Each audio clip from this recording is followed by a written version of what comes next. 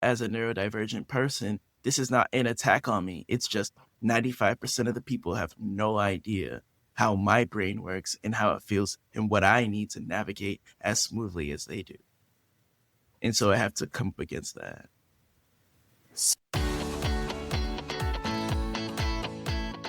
Welcome to This Way Up, the podcast dedicated to supporting parents and caregivers navigating the complex world of mental health. I'm Andrea, and each episode we dive deep into the conversations that matter, exploring the challenges, triumphs, and transformative journeys of those facing mental health struggles within their families. Whether you're here for expert advice, inspiring stories, or just a little boost to get you through the day, we've got you covered. So grab a cup of coffee, kick back, and join us as we find the bright spots in the mental health journey, because we're all climbing our way up together. Today's guest, Arthur Williams, is proof that brilliance oftentimes comes with struggle. He is an incredible human and a big teddy bear, and I really enjoyed our conversation. Arthur is a proud peer mentor with the NAN Project, which is an organization that uses peer mentorship to help bring awareness to mental health conditions to schools all over Massachusetts. He continued his work to continue his goal of spreading awareness about mental health challenges with a neurodivergent voice. He believes that a mental health diagnosis or comorbidity does not have to be a source of shame, fear, or a life without determinism. He says those of us who are too much, in quotes, are more than enough in the right setting with the right support. That all genius exists in those people who are willing to find the holes in their world and their thinking and fill them with something they created if it does not exist. As a person of color, he aims to provide meaningful representation and amplify the voices of neurodivergent individuals within his community. We are joined today with a very special guest, Arthur Williams. I feel so privileged to be able to spend this time with you, because you do so many selfless things for so many people. And just coming out here and talking and being vulnerable about your story so that you can help someone else is just, I really don't know. It's a gift that many people cannot replace. So thank you. Well, I would like to start with a little bit about how you got involved with the NAN Project, which I think is going to be a bit of your life story. Yeah, thank you for saying all that. That's very nice. And it just means a lot to be validated in that way. I'll start this way. I have a comorbidity. So I have ADHD. I have generalized anxiety disorder, and I have bipolar 2 disorder. And so that's a lot. And a lot of times the symptoms sort of overlap, or they seem similar and stuff. But ADHD was the thing I had first. And it colored a lot of my experience as an adolescent into my teenage years. But I got into college. I got a full ride to college. And I was doing pretty well there. I was declared biochemistry. And then my bipolar 2 disorder started to express itself when I was 19. Real quickly, that's typical, right? Is that typical about the time when it starts to surface for a lot of, at least males, is around the 18 years? Generally between 19 and 21. And looking back, there are signs in my family. There's also the potential that I was showing signs of it actually a little bit earlier, just because of some of the stuff that I was doing. But having bipolar 2, which is mainly depression and some mania, in my case, hypomania, so I'm not really a danger to myself and anyone else, or need to be hospitalized or anything when I am experiencing that kind of mania, but it's still an issue. But experiencing that mania or that, depression through bipolar disorder doesn't necessarily translate to, oh, you were expressing it at 16, in your senior year. I did some very reckless things, but that's a sign of being depressed, potentially suicidal, when you're doing a lot of risky behaviors. So mine wasn't drugs, and mine wasn't self-harm, like substance use or anything like that, and self-harm, but it was reckless behavior. Just total lack sometimes of uh uh what's the word? I don't have the word on me, but like self-preservation. There it is. It's kind of a total lack of self-preservation. But yeah, so I had that. I went through a very long period of depression, grades dropped, just everything that I had built up gone, suspended from school uh, for poor grades. And then later I found out that I was experiencing something called cyclothymia because I didn't have medication or diagnosis. And cyclothymia is when you're cycling between uh, uh, depressive and manic, and there's kind of no in between, right? So over the course of a 2-year period, I would experience very, very few moments of being like stable before I went back into another. Um, Boy, that's hard. yeah, it was a lot. It was a very, very lot. And it's hard when you don't know what's going on with you. You can't tell anybody about it. You know, as a male who identifies as a man and grew up, you know, with men, you know, stoicism is a big thing. Ideas about what weakness and strength are a big deal and a constant conversation. A lot of times it's just internal after a while, but it is a constant conversation. And I was just like trying to find my way out. And throughout almost that whole period, I would say for about a year and a half of those 2 years, I was experiencing suicidal ideation almost every day. And then I was fortunate to be able to break free of that and then get my diagnosis for bipolar 2 disorder and anxiety disorder around a similar time. And then when I was 25, I was diagnosed with ADHD. Now I'm 30. So that is like the baseline of like what my mental health journey is. But if I could briefly say why why I was looking for something like the NAN Project and eventually found it, is because the same year that I was diagnosed with ADHD, I started working with kids on the spectrum. So I was learning about, you know, being neurodivergent, what that means, things like that. While at the same time, working with kids with severe disabilities. I was a one-to-one paraprofessional, which meant that I worked one-on-one with one child every day. And I was with them for 4 years. And it was a very incredible experience, just like seeing the parallels and things of that nature. And ultimately kind of seeing how blessed I was in that, you know, the greatest difference I felt between me and the child that I was working with and the kids that I would, you know, because I would also facilitate in the classroom a bit, was that I had so much more agency over my life. Um, anyway, I was working with a person who was supposed to give the kid I was working with services, and they told me something I didn't know after a couple of years of working with him, which was he has autism, but before that, he's diagnosed with a developmental delay. So it's twofold. And he had seizures, and the seizures, every time he had them, would cause regression in his skills and any abilities that he'd learned, on top of just the natural regression that happens with autism when a skill is not learned that well. I mean, we would go through a whole week and he'd pick up a skill, and then after the weekend, he'd come back on Monday. It's like he never learned it. And she was saying that there's a chance that he'll just never be able to learn the stuff that we were trying to teach him. And I never thought, it never occurred to me. And I was like really sad about it. And I think it made him really sad. I really saw him, he kind of dipped. And it just occurred to me that, you know, because he doesn't have that agency, it's up to me to decide, in a way, to like set the tone and set the vision for what he could do and what he could be. And I have to do that for everyone, him, but also every part of his support system, all the people that I was a liaison for as his representative. It sounds like that sense of purpose, that you were able to recognize that you had a sense of purpose. Yeah. And then that gave you, I don't know, responsibility and Yes. insight for why you're here and why you go through. Yes. Yes. Thank you for that. So yes, so that happened, and I thought, well, you know, I still want to work with kids, but there's a greater conversation to be had around this. How do I kind of set a vision for more kids and what's like possible.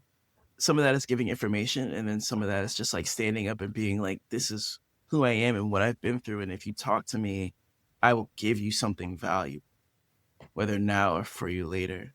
I will contribute to your ability to advocate for yourself and take steps to become the person you know yourself to be in a way that my kid could not do for himself without me.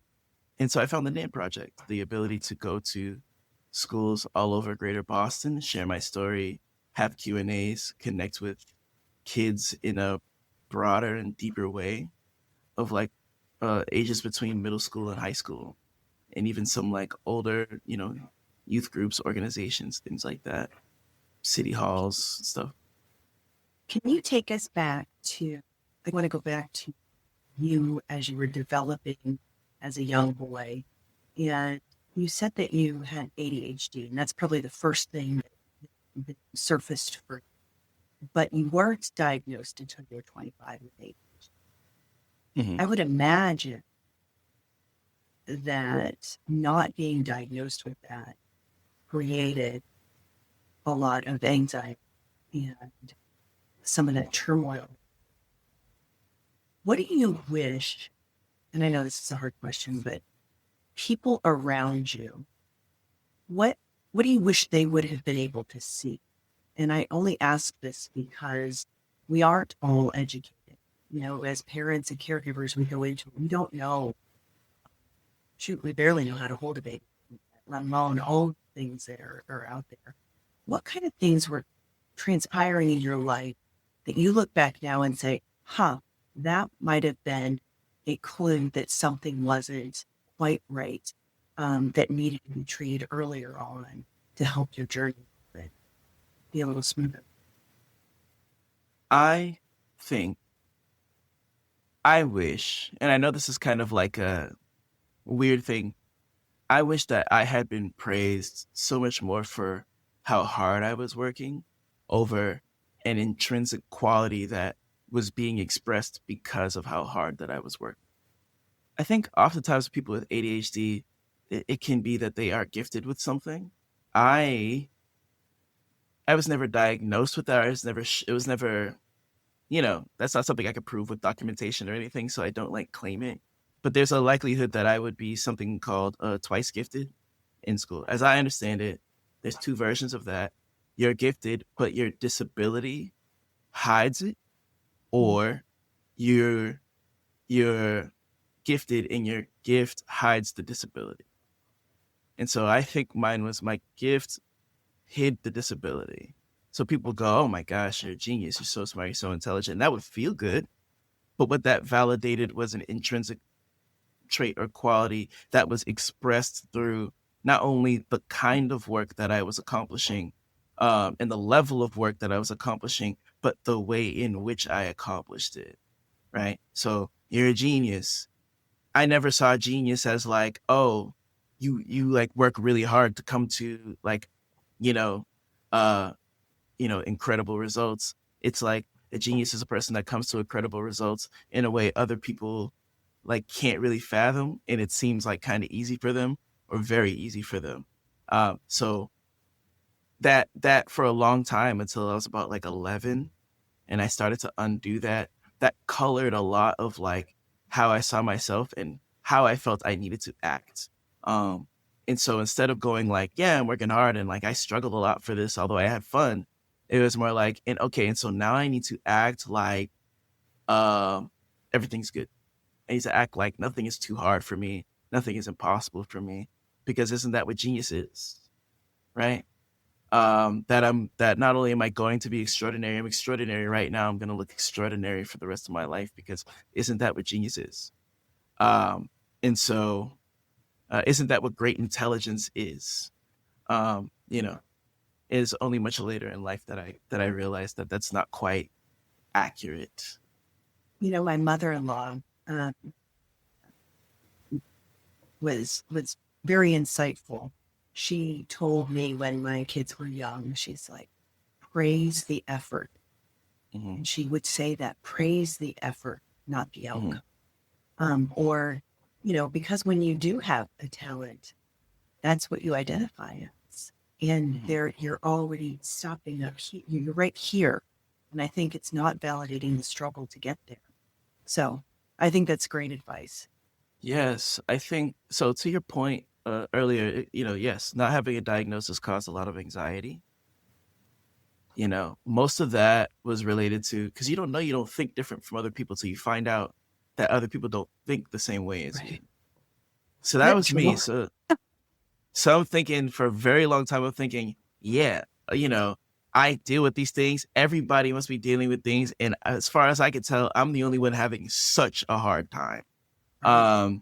And so I was masking a lot to kind of look like I was in control, that I was just kind of figuring it out like everybody else. But I was working desperately in the background, trying to catch up with like one of the things that I had an issue with was social cues. Sometimes I still have that.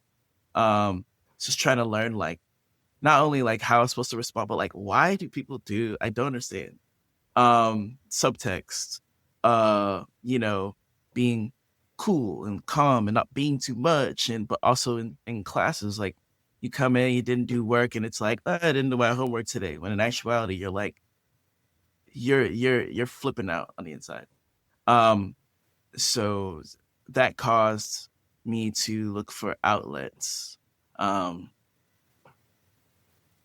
And those outlets were not always healthy. When I was a young person, reckless behavior was like when I got a car, I just driving way too fast, just daredevil type stuff. If it was raining, I'd go out, do donuts in an empty parking lot. I think there was a time that I was out with my friends and I just like, I was in a Galleria, there's a hole in the floor, about a story up, and I just kind of dropped through the hole and landed a story down. Yeah, they were freaked out. One of the people that I was with is a young lady, and she slapped me. She was like, "Don't ever do that again."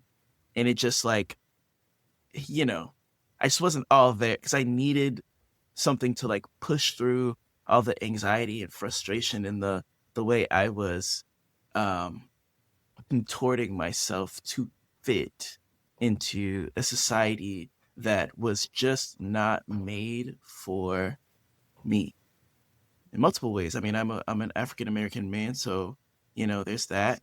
But I'm neurodivergent, and I argue about this a lot with people, or it's like controversial. But I find that it is easier to navigate as a Black man in America than it is to navigate as a neurodivergent person. And so, because I understand why people do what they do, think about me the way they do, positive and negative, as a Black person. But it's not. It's aimed at hindering me and aimed at helping me. Right? There's kind of no in between. But as a neurodivergent person, this is not an attack on me. It's just 95% of the people have no idea how my brain works and how it feels and what I need to navigate as smoothly as they do.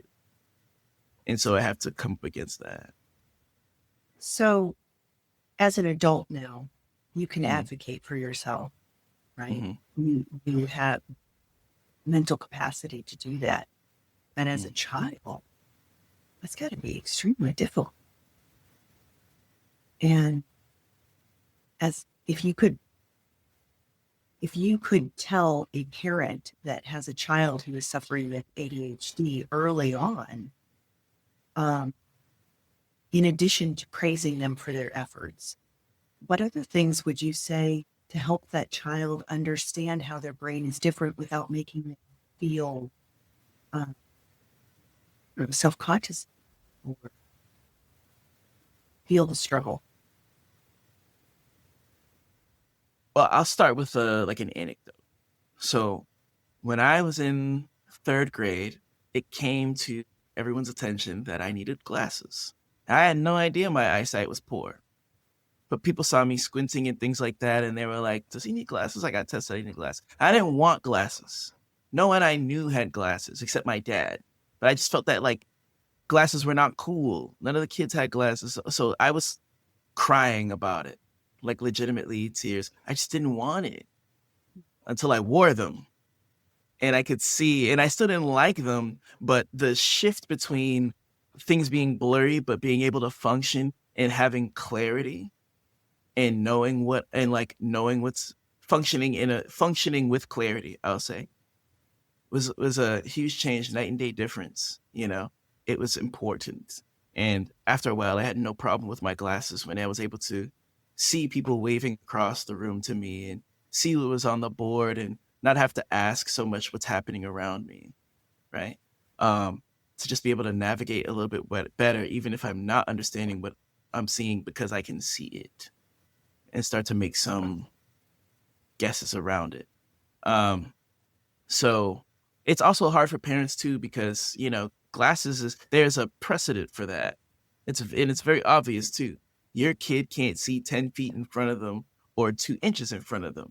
They're farsighted or they're nearsighted, right? And it's like obvious after a while. It still took them until 3rd grade to see that with me. I don't know if I was developing that, if I developed it recently or whatever, but there's kind of a gradation that happens, right? There's a kind of slow regression that happens until it's obvious that it's regressed to a point that glasses are needed. And so for parents, it can feel like, if one person touches the leg of an elephant and one person touches the tail of an elephant and the trunk of an elephant, and they all describe what they're feeling, will they understand it's an elephant? Probably not, right?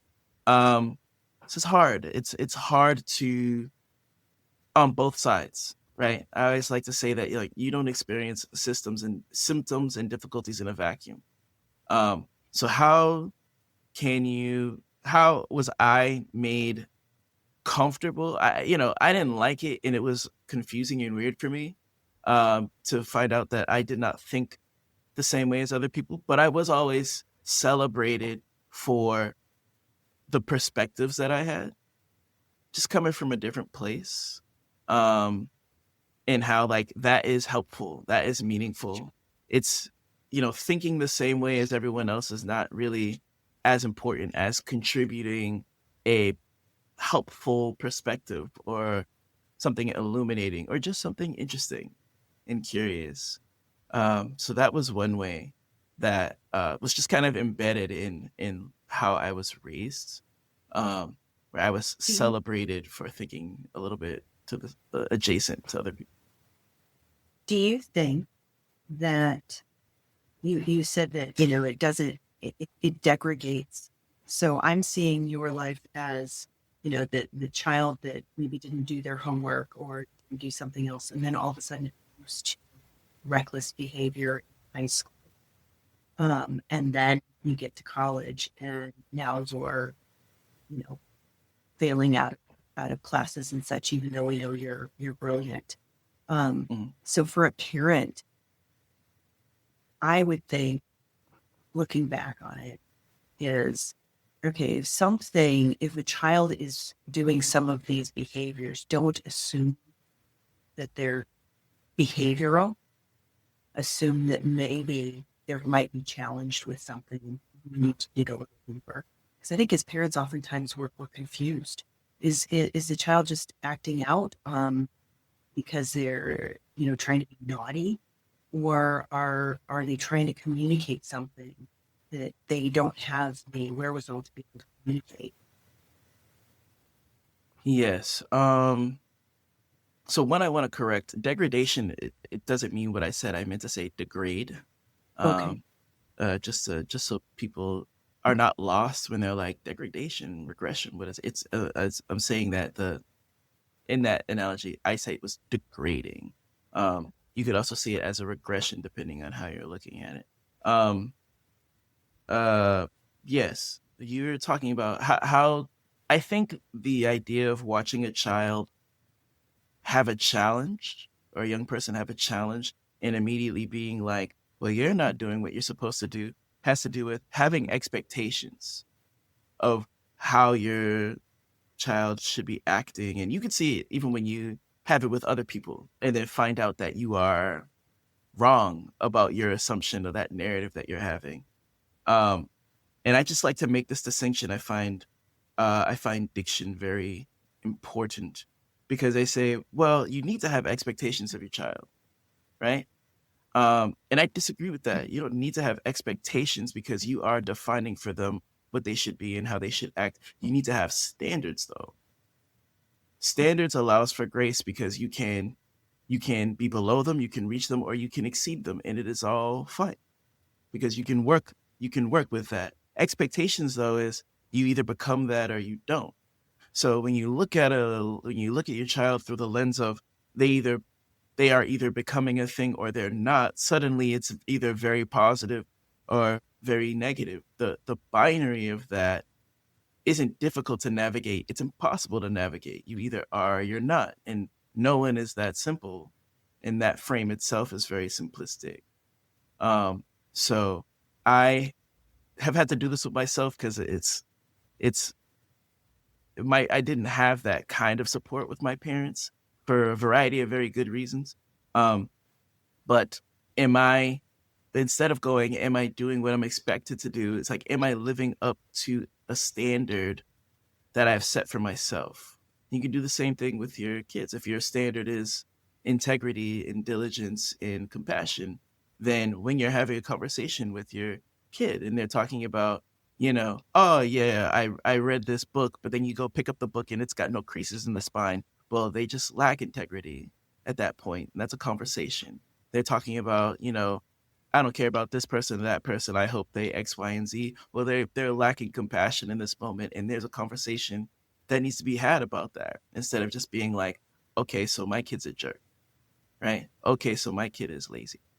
And that is, I think, the best way that I have been able to look at myself, the people in my life, the kids that I've worked with, and been able to go like, okay, and so how do I back away from just being angry about the fact that something is not happening, or something I feel should be happening isn't, and move into a space of, and so what actually is the problem, which is more to say, what is the antecedent that brought this behavior, and what should the consequence that I present be as a person guiding a younger person or even a peer or even my parents, right? And that is how I would say is a really good way to just start the process of having conversations with, your kid, your young person, and move away from this thing that could make them feel unsafe in conversation, which is, you're not what I want you to be. Because that message does come across a lot, at least has for me in my raising. And I think that message can come across without even words, right? Sometimes it's just the action. 100%. So you went off to college, and that's when you were diagnosed with bipolar 2. What kind of things were happening? And were your parents aware of what was going on in your first couple of years of college? And how did you navigate that? 19 is not very old. So, I mean, when I got to college, I was doing really well. Okay, here's the duality. Let's talk about that: glasses versus no glasses, and why it was so difficult for all of us to figure out what was going on, right? Because I had never heard about depression, literally never heard about depression until I started having these symptoms, and I was looking into it because I was like, I don't know what's going on with me. And it's not resolving itself, and it seems to be more than just I'm sad or I'm weak and I need to figure it out, right? So I had a hard time in high school. I graduated decent GPA, I was at what was, at least at the time, considered the number one high school in Boston, which is Boston Latin School. Great. I got a full ride to State College, UMass Boston, because when I took my SAT, I scored in the 98th percentile. I got all fours on my APs, and I was like, great. So, I'm skipping History 101 and English 101. Fantastic. So I go to school and I declare biochemistry because I had initially wanted to be a lawyer like my dad was, and I just realized that kind of wasn't for me because my curiosity laid more in the world. So I did well in classes: physics, biology, chemistry, At least I understood the content enough. So I did research, and I found that biochemistry at the time in 2013, and it still is this, but was a growing field, and with high pay, I could go into research, which is what I wanted to do. And UMass Boston at the time was newly receiving grants for, you know, advancements that they were making in research. They're the only state research school, which is still true. So I was excited. I was like, oh, at a certain point, I'm gonna get access to new equipment, um, and like more up to date equipment in studies and things. There's opportunities to research, and there's a program called the NAN program there, which would allow people to do research experiments alongside postgraduate students. So at 17 at the time, I was ready to that was my path. And then I was like, I'm going to get my master's and I'm probably going to get my PhD in something, but let's get the bachelor's first, figure that out. So I had a 5-year plan. And I presented that, and my dad was like, okay. So that is before knowing about the ADHD and all this stuff and everything, right? But the bipolar disorder, the symptoms had never presented themselves. And so I had glasses on to a certain extent. The glasses came off because I started having my symptoms, and how that presented itself was I was already struggling a little bit in my latest. I went from getting like mostly A's to getting like a few more B's. I think like one C or something, and it was weird. But I was like, well, maybe I just didn't have it. I have to refigure out like how to manage my time and everything. But I did get into that McNair program. And the very first like real meeting we had, where I was meeting my peers in that way, and we were going to talk about, what we were getting ready to do. I was halfway through school by that time, halfway through undergrad by that time. And I was sitting at this table, and just this overwhelming sense of, I absolutely cannot do this for another 5 years here. Just in this moment where I kind of hit a peak of like, I've done literally all the things educationally almost that I had set out to do since I was like 13. Actually 11, because my dad was a big part of the plan too. So like, I'm being primed for PhD at this point, and it was just too much. I just the depression just hit me like a ton of bricks. And yes, it was like impossible to, how do you explain that? How do you say to your parents, I love you, I feel loved, I feel taken care of, I've been able to do so well. I have a good life, I have a girlfriend, and I'm so sad. I don't know what's going on, but I'm so sad, and I don't know, I need to be away. I can't see people. I can't talk to people. I'm having trouble getting up and brushing my teeth, and just things that never, and my parents did not really know, because again, I was masking a lot and trying to hide the fact that this was happening to me. I was like very guilty about it, shamed about it, because my grades were, over 2 semesters, I went from like a 3 point something to a 1.8, and I got suspended. And so then I couldn't go to school. And at 19, I had to pick up my first like real job, which was, I was working at a Dunkin' Donuts by my house for $12.25 an hour at the time. And it was tough to not be able to advocate for myself, because I felt like I didn't deserve it, because I was just unworthy because of what I was bringing, what results I was getting. And then to also just truly not know. I didn't want to make my parents feel bad, because they did nothing for the level of sadness and frustration and everything else, but they did not do anything. And I also did not have the words for it.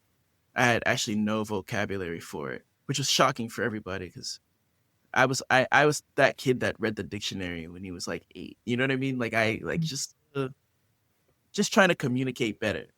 So yes, it was hard. It was hard for them for sure. I was lying a lot as well, which obfuscated things a lot. It made things the mist of what I was going through was made even thicker, because I wasn't telling the truth. I think that's the big thing about depression is there is no rationale for it. And so I think oftentimes when you're feeling bad like that, there's also this guilt that goes along with it. I have no reason to feel this. I have no, what am I complaining about? People have it worse or whatever that is. And it's a very sad place to be. It's depression. You're right. Everything could be going perfectly well from the outside, but what you're feeling is just dread. What was the turning point for you of where you realized that you had to take some action? And was it that somebody else, did you incorporate other people into this, or were you kind of yourself? I think it was kind of twofold. I mean, I had an experience where the second time I was suspended from school for poor academic performance, I went to there was a free like counselor's office type deal, and I went there because I just was like the same day I found out I was on campus, some weird thing happened where whatever, but I didn't make the cut. That's what happened. And I went there and I was like, I just really need to talk to somebody, talk to the secretary that was there. The secretary was just a young woman. I think she was on like student work or whatever that's called. And she was like, yeah, sure. What's your name? Give me your ID. And she went and she said, oh goodness, you're not in the school. You've been withdrawn. Because of that, you're not able to see the counselor. Like you just don't have access. And I was like, wow, that is a punch in the gut, because I had been keeping myself from going here. Like I just couldn't bring myself to go there until that point. And I was like, okay. And so this moment, this particular moment was a big low point, but it was also the reason why I'm not getting this help isn't because I failed in school. It's because I did not ask for help throughout the entirety of this process. It's a very clear distinction to me, because she said, you're withdrawn and so you can't see somebody, not you have a 1.8 and you can't see somebody, right? So literally just being enrolled would have given me the access.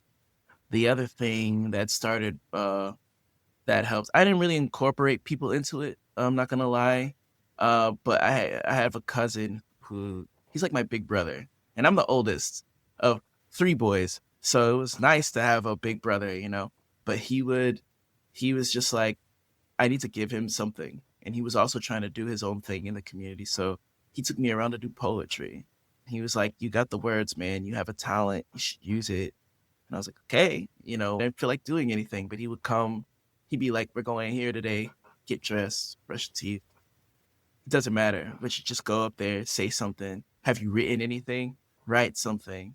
So we can go to this open mic and you can perform and do some stuff. And so he made me a part of his, he was getting very successful with his, poetry within the community. And he just kind of dragged me along with it, which was great of him. And the unintended consequence of that was I was starting to build a vocabulary based in imagery and metaphor, simile, around, and sometimes, a lot of it thematic too, around what I was experiencing.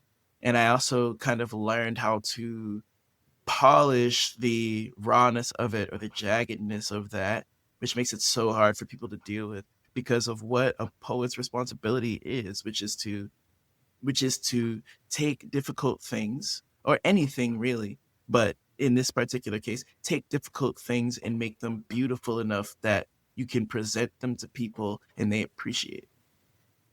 And so that helped me a lot. Just almost like a personal therapy of like, and now I'm talking about it and people are validating that. And then to then get to the point of like, and now I'm sitting with a therapist and I can tell the therapist what I feel, even though I had not built the strength of, I've been taught like I feel statements, which is very common with men. I was able to move away from like, just speaking in a lot of like action. Instead of saying like, man, like somebody be like, hey, are you good, man? And I'll be like, yeah, man, I just lost my job or whatever. And they'll be like, dang, like, are you all right? And it's like, oh, I'm good, man. I just gotta go. I just gotta buckle down. I just gotta go get to. I just gotta get this paper. I just gotta whatever. You know what? I think I'm just gonna go to the gym. I just gotta pump it out at the gym. Good. But actually, that is a reassurance to the person talking to me until it's not. Until you realize I actually don't know how you feel. Are you frustrated? Are you sad? Are you depressed? Are you desperate? Are you panicking? Right? It's an impossible. You just know that as a man, I'm going to do something, and that is a sign of I'm not down and out yet. I'm not defeated or beat down yet. So what I'm hearing you say there is, as people are trying to help somebody that they love that is going through a tough time, is that you've really got to dig deeper, because oftentimes they don't have words to share, and sometimes resilience can actually just be a mask for something that's going on deeper, and they're lying, as you said. Yeah, I think it's not even necessarily lying all the time. I mean, sometimes it's just denial. It's the inability to cut through the thing that's like sometimes a thing propping you up is a thing that's keeping you from getting better, or I should say getting healthier. Sometimes like inside you is the thing that's gonna not only really revive you as a person in a lot of ways, but make you better for the people around you. But it's just surrounded by like there's a landfill full of crap to get through to get there, and it takes a long time to do on your own and without the right tools. If you're by yourself and you're using your hands and feet, well, you might never get there, but you find somebody who connects you to a bulldozer, maybe that's different. So sometimes I think it's just an inability to access it. Also, I think sometimes people use kind of the wrong word when they talk to, I think you're blank, blank, blank, as opposed to, I feel like there's an issue here, and here's what I'm seeing that makes me feel that way. So accessing another person's emotions often involves modeling how to present those emotions as well. I feel like we all kind of miss out on that sometimes. We'll say what we think and what we feel. You're driving me crazy when you do this thing, blah, blah, blah. When it's really like, I feel so frustrated when you, like as a person with ADHD, I forget stuff a lot. Talking to my wife would be like, I feel really frustrated when you like, it's been 2 weeks, you forgot to clean the bathrooms like you said you would. And I'm like, oh, it's not on purpose.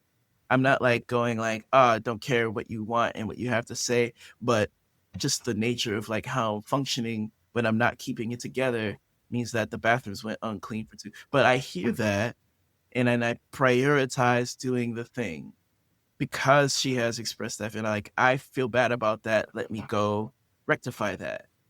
Feeling ashamed is not good, but feeling some shame is appropriate. So I felt some shame, and I cleaned the bathrooms, right? I love that. Feeling ashamed is not appropriate, but feeling some shame is appropriate. I think that's good. That ashamed piece is what digs us deeper and deeper. But it's okay to feel bad about something, to make a change.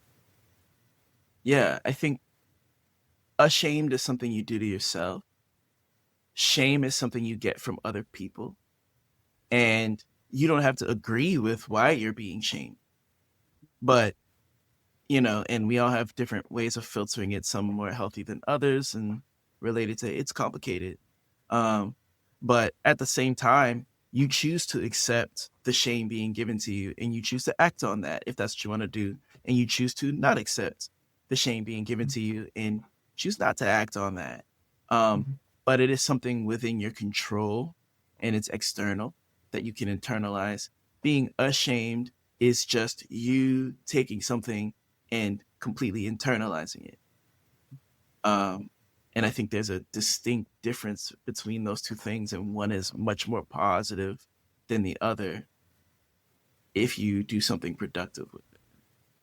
And shame is always kind of you hear it and it's always kind of like a yucky thing. Like I hear shame and I'm like, oh, I don't want anybody to feel shame. But at the same time, it is okay when you do something that you could change.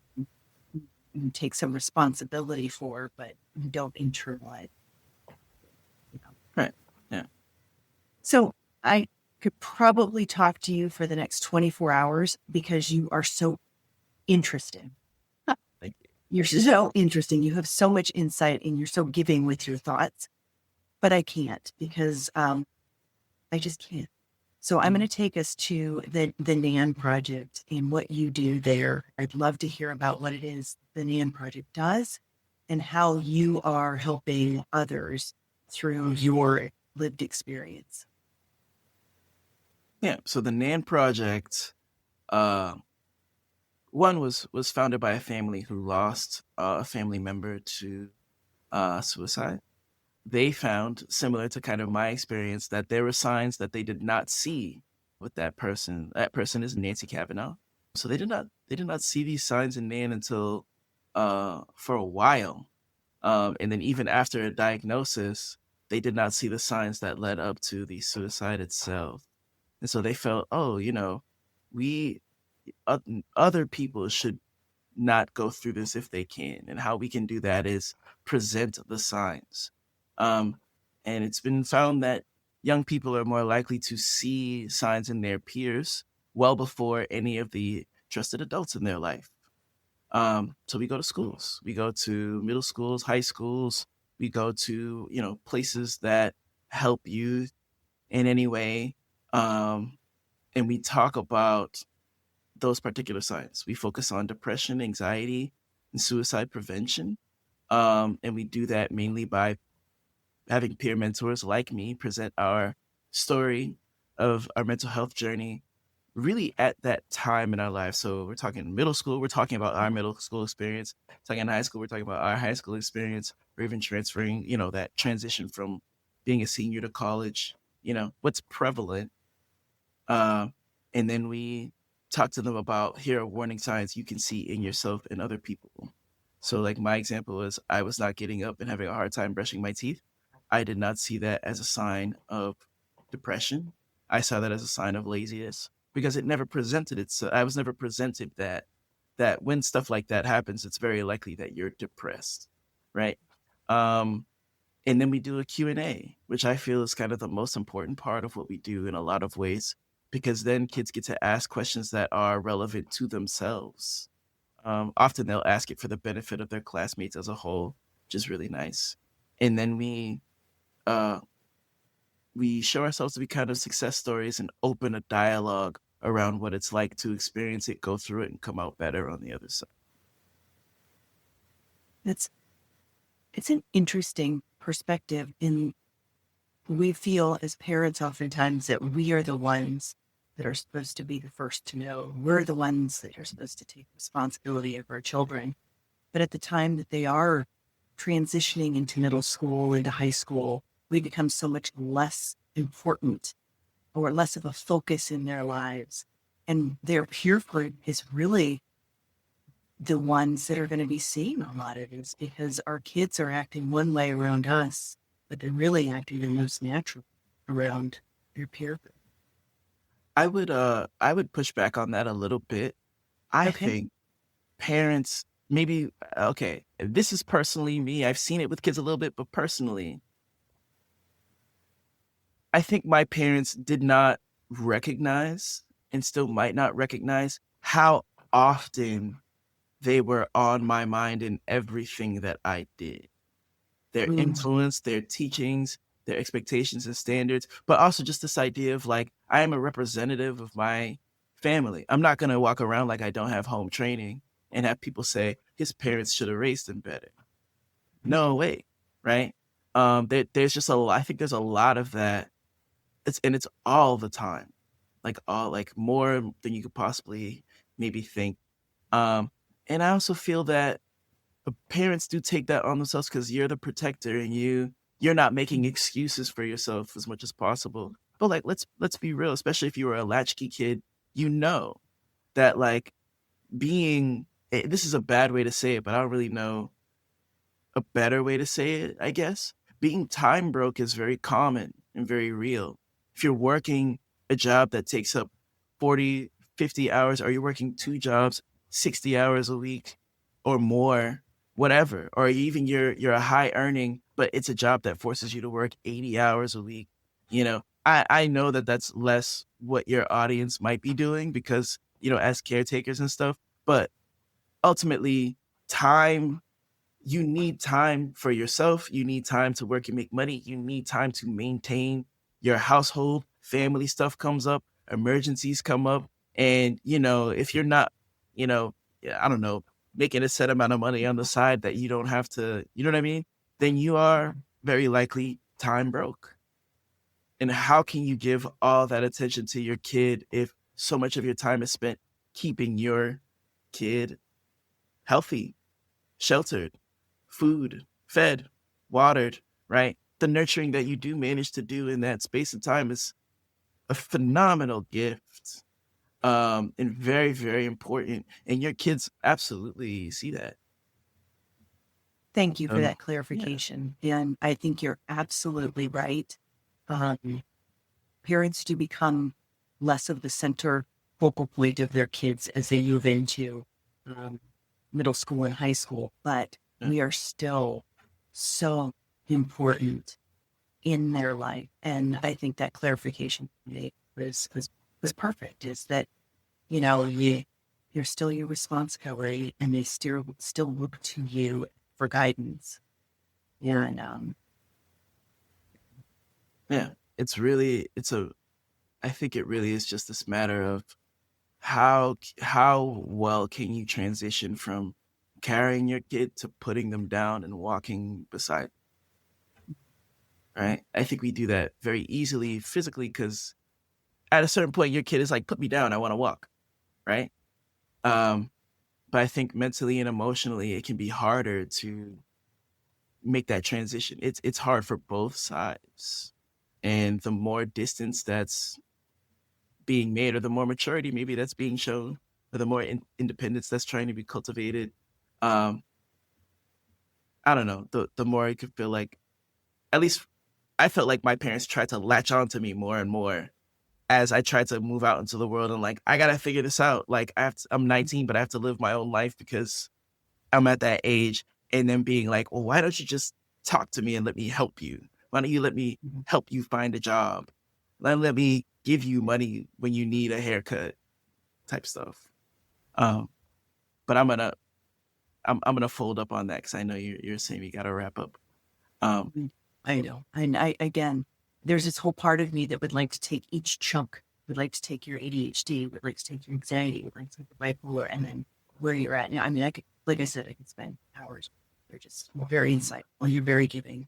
And the NAN Project is a wonderful organization based out of Boston. And I'll put all of the information on how to find them in the show notes. Arthur, one last thing.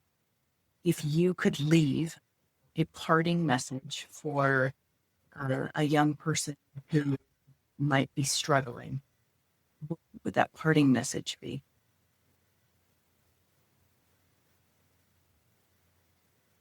Your mental health challenges have a very powerful voice. Your depression will tell you no one will understand you. Your anxiety will tell you you're not good enough to do this. But essentially what ends up happening, I think at its core, is something is telling you that there is just no point. And that is far and away not the truth. It is factually, categorically untrue. It's so worth it. You're so worth it. And I promise you that people recognize when you're absent and when you're present. They look for you in both situations. You're stronger than you think and probably stronger than you know. And the greatest way to prove that to yourself is just to keep going. There's something down the road. And it may not be what you want. It may not be what you're looking for, but it'll be something that you can make something of. And I absolutely believe in you and believe that. And I'm sure you'll prove me right. Thank you very much, Arthur. Thank you for having me.